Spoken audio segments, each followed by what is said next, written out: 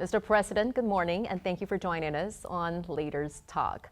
Well, this is your first state visit to China as the President of Finland, and I noticed that what is very impressive is the day of your arrival here in Beijing coincides with the 74th anniversary of diplomatic relations between our two nations. So at the start of our dialogue, do you mind sharing a bit about this trip and maybe highlight some key moments for you?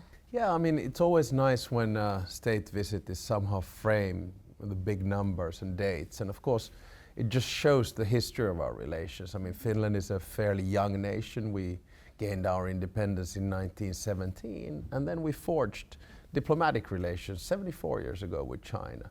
That, of course, also was linked to commercial relations, and there's been this sort of element of trust over history. I mean, Finland is an unoffensive country. We don't have a colonial past. You know, we're quite cooperative. I think you can sense that in Finnish-Chinese relations over time.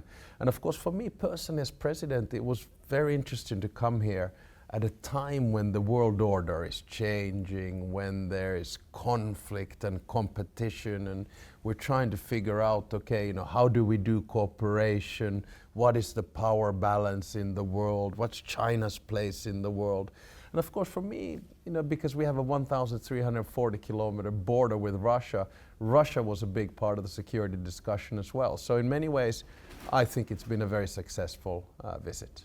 What would be some of the outcomes that you would describe as some of the major outcomes for your visit? For me personally, it's a more deep and profound understanding for what China stands for and China's role in the world. So I come home from this visit, I would argue, with a better understanding of what's going on in China and the world.